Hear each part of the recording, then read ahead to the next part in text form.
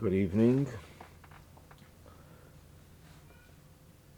This week we come to the end of the book of Genesis, Breshit.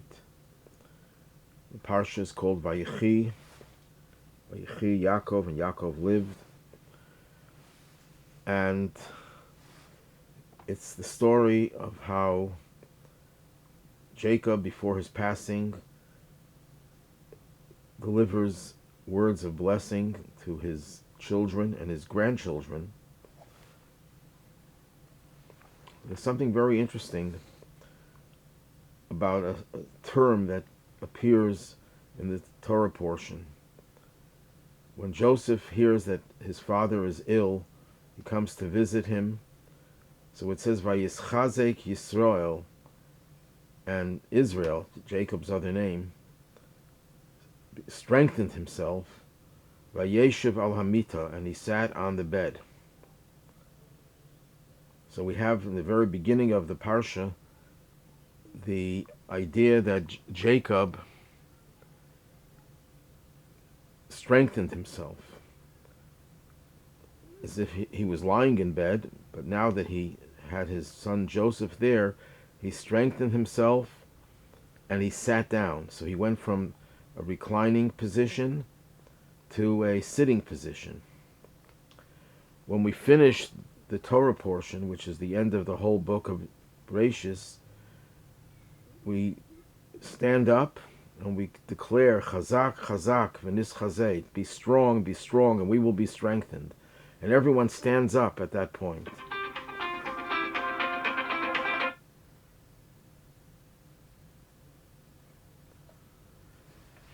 Everyone stands up. So we have the second stage where we go from a sitting position to a standing position. And then we read the Haftorah, the selection from the prophets, where it talks about King David giving his instructions to his son, King Solomon. So there also it uses the expression of strengthening.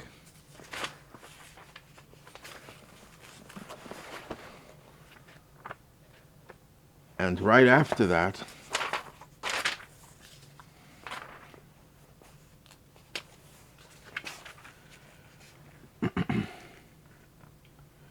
King David says, I'm going in the way of all of earth, v'chazakta, and you shall be strong, you shall strengthen yourself, v'hiyisel ish, you shall become a man. And right after that it says, he shall keep God's commandments, l'leches b'drachav, to go in his ways. In other words, how does King David express the idea of him becoming strong? Being strong by virtue of moving, v'halachta, going from one place to another. So we have three expressions of chizuk, of strengthening. The first is Jacob going from a reclining position to a sitting position. The second is where we go from a sitting position to a standing position. And the third is where we go from a standing position to a walking position. What this tells us is that the concept of strengthening ourselves is one that takes us from one level to another. We don't have to jump up the very first moment and just go from one place to another. It's a gradual process. Strengthening ourselves has to go from laying down to sitting, from sitting to standing, from standing to walking. This ties in with the message of Hanukkah, the holiday we just came from, where we don't light all 8 candles the first night, or the second night, or the third night. We wait until the 8th night. We do things incrementally. We start off with one modest, very humble light, and we keep on increasing. That's the message of Hanukkah, and that's also the message from this week's Torah portion. Now, the entire book of Bereshis is really a story of what is life and creation is all about. It's about starting off with Bereshis in the beginning of creation, and then it goes all the way through to the Parsha of Miketz, which means the end of days, a reference to the Messianic age. Vayigash is where Joseph and Yehuda are reunited. That's an advanced stage in the Messianic process where there's going to be complete unity and Mashiach will be the sole leader of the Jewish people. And then we go to Vayechi, which comes from the word of Tchias HaMesim, the resurrection of the dead. That's the final stage when the world will reach its full potential. It'll realize its very purpose in the fullest of measures. And that is how the book of Genesis ends, with Vayechi. Now, the Parsha is about Jacob's passing, yet it's called Vayechi, and he lived. Same question we had earlier when we read the Parsha of Chaye Sarah, the life of Sarah, and the question that was asked, the Parsha of Chaye Sarah, which is named by the life of Sarah, is about her passing and all the events that occurred after her passing. And the answer there was that where did we see Sarah's life manifest itself? Her life was not just her breathing, it was about her accomplishments. Her accomplishments was to take Abraham's ideals and concretize them, make them part of reality. That manifested itself after she passed away. So when did we see Chaye Sarah, the life of Sarah? When did we see what her life was all about? That was after she passed away. Similarly with Yaakov. Yaakov, when he passed away and he gave over his legacy to his children, that's where you saw Yaakov's real life. And in the case of Yaakov, it goes even further. When you look in the Torah, in this week's Torah portion, and it talks about his passing, it doesn't use the word Vayamas, and he died. That word is used for other people, the other patriarchs and matriarchs, but it doesn't use that term for Yaakov. So Rashi quotes the Talmud. Talmud says, from here we see Yaakov Avinu lo meis, Jacob our father never died. Now what does that mean? So the Talmud explains that we find that the Torah compares Jacob to his children. Since his children are alive, then he is alive. That means that Jacob is not a private person. Jacob is a manifestation of Klal Yisrael, of the entirety of the Jewish people, of the collective of the Jewish people. So as long as there is a collective of the Jewish people, as long as his children are alive, then he is alive, because that's what Jacob is all about. His soul contained within it the souls of all his descendants. Now there's an actual opinion, Rashi and the Tosfos opinion, that Jacob did not die, actually physically did not die. That even though he was buried and he was eulogized, nevertheless, Rashi explains, it appeared to the people that he died, but he did not really die. Physically, he didn't die. Why do we say that about Jacob? We don't say that about Abraham. Abraham died physically, though not spiritually. Same thing with Isaac, the same thing with all great tzaddikim, all the righteous and holy people never really die because their soul, which is what their whole life was about, is very much vibrant and alive now. But when it talks about Jacob, it says something that it doesn't say about any of the other righteous people, that he did not die even physically. It just appeared to the people that he died. And the Torah wants us to recognize appearance as well. But the truth is that Jacob's passing was not really passing. Why do we say this about Jacob more than anyone else? As I said before, because Jacob represents the Jewish people, and the Jewish people are alive. Am Yisrael Chai, which is something that people are saying so much these days, because our existence is being challenged. And what we tell them is, on the contrary, your existence is in question. Do you really exist? Is there really an America? Is there an England? Is there a France? Is there a Jordan? Is there any of the other countries of the world? We're not so sure that they really exist, The one nation that really is alive and exists and is eternal and can never be destroyed is the Jewish people, Am Yisrael Chai. And that was Jacob, who represented that immortality of the Jewish people more than anyone else. On another level, all the patriarchs represented different traits. Abraham is chesed, kindness. Yitzchak is gevura, judgment. And Yaakov is emes. Yaakov represents the trait of truth, of integrity. Now, what is the meaning of truth? Truth does not just mean that he wasn't someone who would tell a lie. That's not the definition of emes. The true definition of the word emes is something that is completely consistent. And that's why it says about Yaakov that he didn't die, because the consistency between Yaakov's soul and his body could not be compromised. Yaakov was the personification of total and absolute consistency. So therefore his soul and his body never really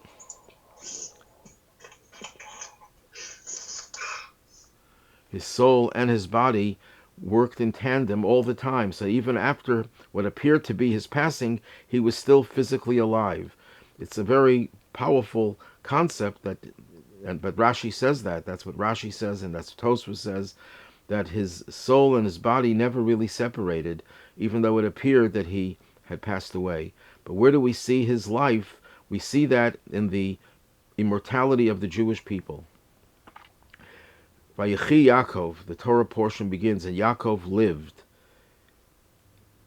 And the Baal HaTurim, one of the commentators of the Torah, says that these were the 17 best years of his life. The 17 years that he lived in Egypt were the 17 best years of his life. Why? Because those were the years that he lived with Joseph. Now, at face value, we assume that means that since he loved Joseph so dearly, he was closer to Joseph than to any of his other children. So the years that he was spent together with Joseph were the most blessed years for Jacob. But it's much more than that. The connection between Jacob and Joseph is more than the connection between Abraham and Isaac, or Isaac and Jacob and his other children. Joseph is the one who was able to take the ideals of Abraham, Isaac, and Jacob and translate them into the real world. The patriarchs, as well as the tribes, were all shepherds. Shepherds could afford to be isolated from the rest of the world, because a shepherd just sits down and watches the sheep, could spend the time meditating, is not in any way distracted by all the tumult of urban life. So the people who are on a high spiritual level feel that there's a need for them to be isolated from the physical world so they could concentrate on spirituality. Joseph, by contrast, was not just involved in the physical world, he ran it. He was for all intents and purposes, the leader of Egypt. He ran the economy of Egypt, as the Torah itself records in very great detail, how he affected the whole economy of the country, not just preparing them for the famine, but in the way he dealt with the economy, how he consolidated everything under the authority of Pharaoh and so on. So Joseph was very much part of society, and that's why his brothers couldn't recognize him when they saw him. So the simple explanation why they couldn't recognize him, so Rashi says, quoting the Talmud, that when they left him, he was without a beard. He was 17 years old. And then when they saw him 13 years later, he had a beard, so they couldn't recognize him. Now, it's very hard to understand, how could you, in 13 years, forget about how someone's voice sounds like, and even if the facial features do change with a beard, to say that after so many times that they spoke to him and he spoke to them, They couldn't sense, one second, he sounds eerily like our brother Joseph. Uh, it's very strange. Although didn't speak Hebrew initially, but they can still tell the voice. So Hasidic thought says the reason they couldn't recognize him is because they couldn't recognize how it would be possible for a person like Joseph, whom they thought was on the same level as they were, could possibly be involved in the running of a country in a secular context. To them, this was impossible. So they couldn't. It's like was the most outlandish idea that this could possibly be Joseph. But Joseph was different from his brothers. His brothers could not possibly survive in this kind of a environment where they had to be totally involved in the running of a country and the secular activities. Joseph was able to be at the highest level even as he was involved on the lowest of activities. Joseph was on a higher level than the patriarchs, actually, according to the teachings of Kabbalah, because Joseph, while came from the same world, the spiritual world, he was able to bring that spiritual world into his own life, and that's something that allowed Jacob's legacy to be transmitted to the future. If not for Joseph, there would be no future. That's why the Torah says, when it says Ela told us Yaakov, these are the children of Yaakov, it says Yosef, that Yosef was the real progeny of Yaakov. He was able to take Yaakov's message and translate it into the lives of every individual. And that's why Jacob's final 17 years were the best years of his life, not just because he was together with his beloved son, but because that represented that his life was able to have continuity. If not for Joseph, Jacob's life would not have continuity. The continuity of Jacob was completely attributed to the fact that he had a relationship with Joseph, and Joseph was the one to carry on the legacy. The word Vayechi, just a little bit of gematria, adds up to 34. So why 34? Because Jacob's best years of his life totaled 34. 17 years that he was together with Joseph, from the time Joseph was born until he was sold by his brothers. And then another 17 years at the end of Jacob's life, when he was reunited with Joseph. So you had a total of 34 years, which is the gematria, the numerical value of Vayechi, which again reinforces the idea that Jacob's life hinged on his relationship with Joseph. And that explains why Jacob couldn't console himself with Joseph's disappearance, because even though Joseph, in his mind, was already gone, and at time heals, he should have felt some comfort years after Joseph disappeared. But he couldn't find any comfort, because not just because the pain of losing a child is so great, but because if he lost Joseph, that means he loses his own immortality. And that means that there's not going to be a Jewish people that will be able to declare themselves Am Yisrael Chai. So this was much more than just the loss of a child, as painful as that can be, the greatest pain that anyone can possibly experience. But this was much more than that, because he felt that this meant he lost his future as well. Now, Jacob summons Joseph and brings his two sons, Ephraim and Manasseh, and he blesses Ephraim and Manasseh. And we all know the story how Joseph brought Manasseh, the older son, to the right hand of Jacob, and Ephraim, the younger son, to the left hand. Meaning that the more powerful blessing, that's what the right hand symbolizes, would be given to the older son, because the Bechor, the older son, has a greater responsibility and needs more blessing, more energy.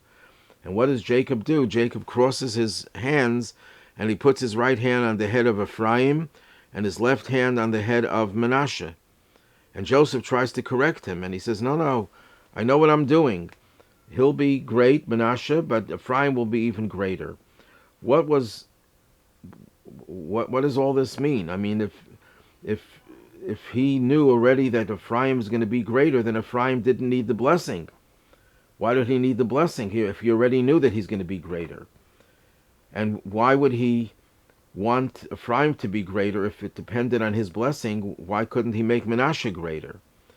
So the understanding of a blessing is that when you have a potential, it doesn't guarantee that you will realize that potential.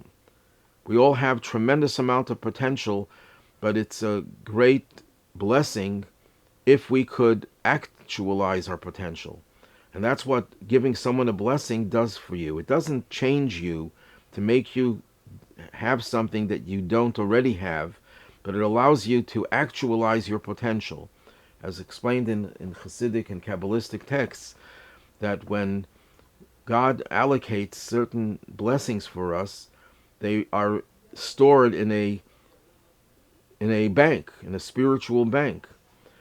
And whether we enjoy the wealth that is accorded to us depends on a lot of circumstances. So when you give someone a blessing, the word blessing in Hebrew, bracha, has several meanings. One of those meanings is to elicit, to draw down.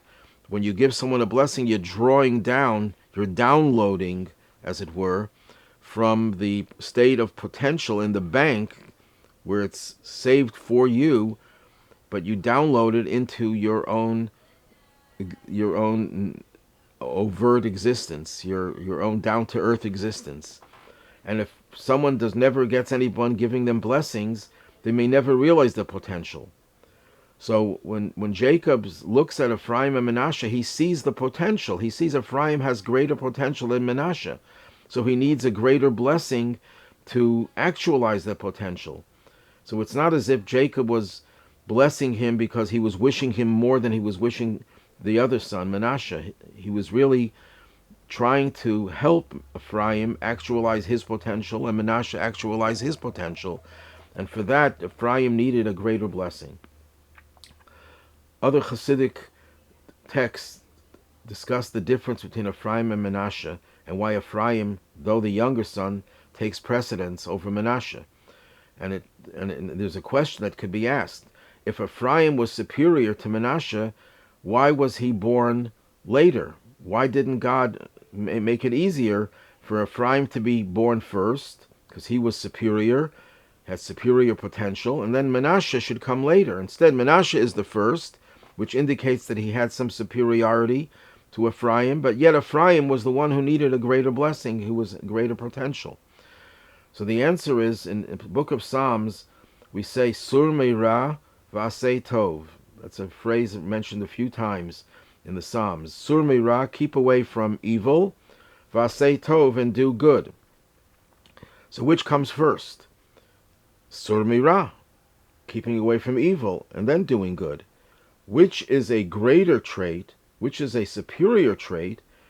Doing good is superior to fighting evil. Because if we just got rid of all the evil in the world, but we did nothing good, the world would still be a deficient world. We're down here in this world primarily to transform the world by doing positive things, by generating positive energy. So while we first start off by getting rid of evil, cleaning the house, then we'll decorate it. You're not going to decorate the house when the house is still filthy. You first clean the house, and then you decorate it. The same way, you first have to deal with your evil, and then you could start generating positive energy. So Manasseh comes before Ephraim, because Manasseh, the word Manasseh, why was he so named? Because the word Manasseh has at its root forgetting. God allowed me to forget all the travail of my father's house. It's an expression of fighting negativity, the negativity of his youth. He was fighting against, and he expressed that through naming his firstborn son. So Manasseh is the power to battle and combat evil. Ephraim comes from the word Hifrani. He caused me to be fruitful. That indicates the idea of doing positive actions, generating light, as we have in Hanukkah. That's the difference between the school of Shammai and the school of Hillel. The school of Shammai says we light the lights in descending order because the focus is on getting rid of evil. And when you get rid of evil, there's less evil left. So you don't need as much light, as much fire to get rid of the remaining evil until you get rid of all of it. But the school of Hillel says that no, the focus has to be on doing good and keep on increasing and going higher and higher in the positive realm. So in that sense, we follow the school of Hillel that Ephraim was superior to Manasseh because he represents Asay Tov, doing good, and Manasseh represents Sur Meirah. So while Manasseh comes first, Ephraim is superior. Another question that this approach answers with regard to Jacob not blessing his three oldest sons. Reuven, Shimon, and Levi are only criticized. Reuven is criticized for his impulsiveness. Shimon and Levi are criticized for their violence, for their anger. How could it be that a father on his deathbed, or so-called deathbed, because we just said before Jacob didn't really die, but it appeared that he died. This is going to be his final will and testament. And what is he doing? He's gathering his children to bless them. And his three oldest children he criticizes. He condemns. So one way of explaining it is that Reuven, Shimon, and Levi had tremendous positive energy that was not in need of being actualized because they really actualized it on their own. Reuven was impulsive. Impulsive is not necessarily negative.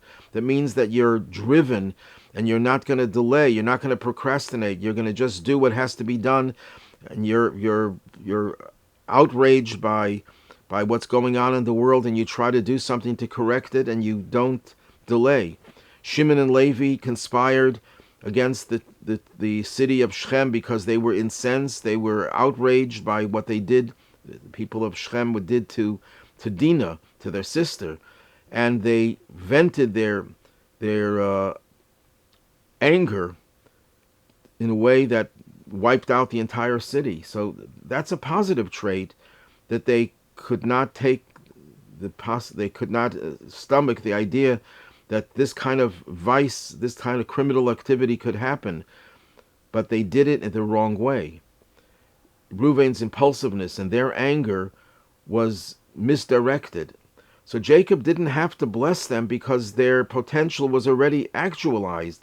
He just had to get rid of the direction in which their traits, their positive traits, took them. It took them in a direction where they were using their anger instead of just acting in a way that would not cause harm to them. They did it in a way that was very dangerous. So Jacob had to get rid of the anger, although it was motivated by something positive. And that's why they didn't have to be blessed, because they were blessed. Their blessing had already happened. Their blessing had to be channeled the right way. We'll go to the end of the parsha. After Jacob is buried and they return back to Egypt, Joseph's brothers are fearful that Joseph is now going to take revenge. Why did they feel that he's going to take revenge now? So Rashi tells us, the Midrash tells us, that as long as Jacob was there, Joseph would dine together with his brothers and his father. After the funeral, when they returned to Egypt, Joseph did not invite them anymore to his table. So they thought this means that Joseph is now going to take revenge. The only reason he didn't take revenge before is out of respect for Jacob. He didn't want to hurt Jacob. So he feigned friendship with his brothers. But now that Jacob is no longer there, they felt that Joseph was going to take revenge. And they send messengers, and then they came themselves, and they prostrate themselves. We're going to be your slaves. And Joseph starts crying, and he tries to comfort them and tell them, no, what you did to me doesn't mean anything, because this was all God's plan, and God had a purpose in all this, and everything is fine. And and he comforted them. So the question is, why did Joseph stop inviting them to his table? Why did he show them that, give them room to think that he was now going to vent his anger at them and punish them, take revenge? Why did he stop inviting them? So one way of explaining it is that Joseph had a responsibility. Joseph was the viceroy of Egypt, and he was in charge of the economy during the famine. Now, when Jacob came, Rashi tells us the famine ceased.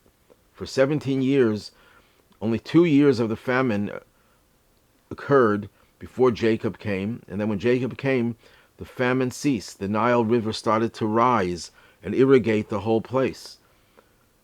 So Joseph didn't really have much work to do as long as Jacob was there. But when Jacob was no longer there, the famine resumed. And now Jacob had his hands full. He had to run the country, so he didn't have time for some social niceties. That's one explanation. Another explanation is that actually the Midrash gives, is that Joseph felt very uncomfortable sitting at the head of the table when he would dine with his brothers, because Joseph didn't, on the contrary, not only did he not take revenge, he felt that he wanted to treat them all as equals, but he couldn't. As long as Jacob was alive, Jacob insisted that Joseph sit at the head of the table, and he had no choice. He had to follow what his father told him, and the brothers knew that this was their father's order, that he sit at the head of the table. But now that Jacob was no longer there and he no longer had that requirement, he felt very uncomfortable sitting at the head, and he had no choice. He would have to sit at the head because, after all, he's the king. So he avoided that. They mistakenly thought that that was a sign that he was taking revenge. But I think there's another explanation. There's a Baal HaTurim, commentary on the Torah, that gives another reason why they thought that now his attitude would have changed. Because when they came back from the funeral, they passed the pit into which Joseph was thrown. And Joseph stopped there, and he said a prayer, a blessing, blessing God for the miracle that happened in that pit. Now, how many years have elapsed?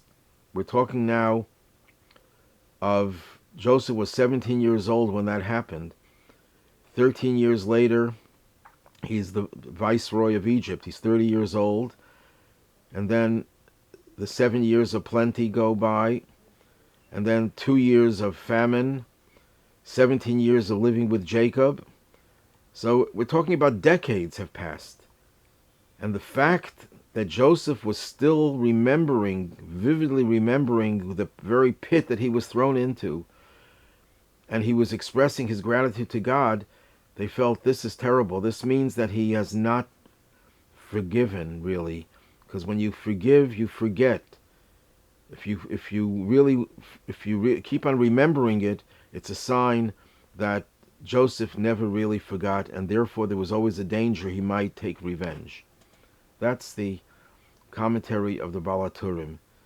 So that explains, but that doesn't explain why he didn't invite them to dine with them. That only explains why they thought that he was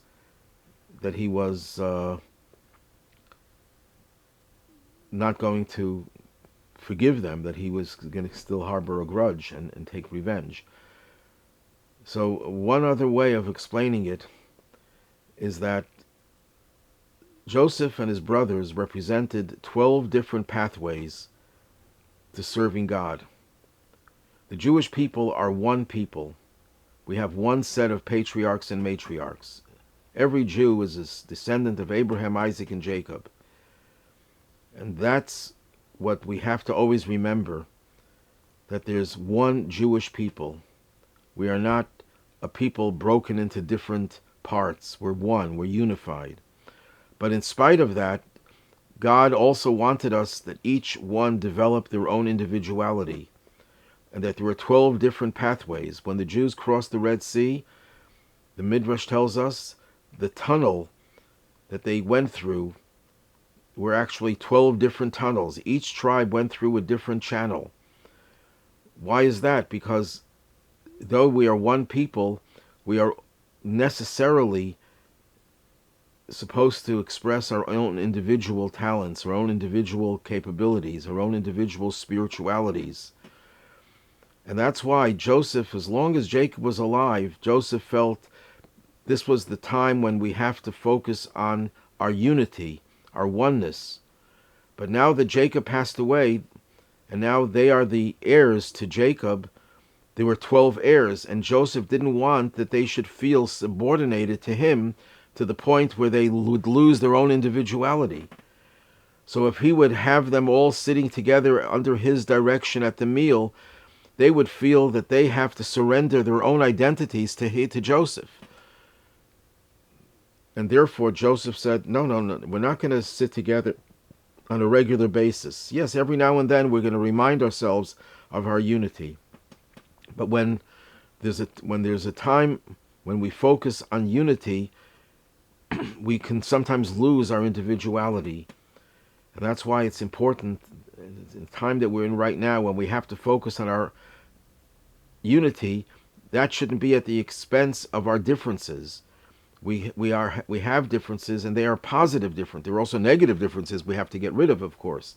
But the positive differences are crucial, because when are the Jewish people complete? When every tribe contributes its resources, its know-how, its capabilities, its spirituality, and that's what makes the Jewish people complete, and that's what makes the world come to its final fulfillment with the coming of Mashiach imminently.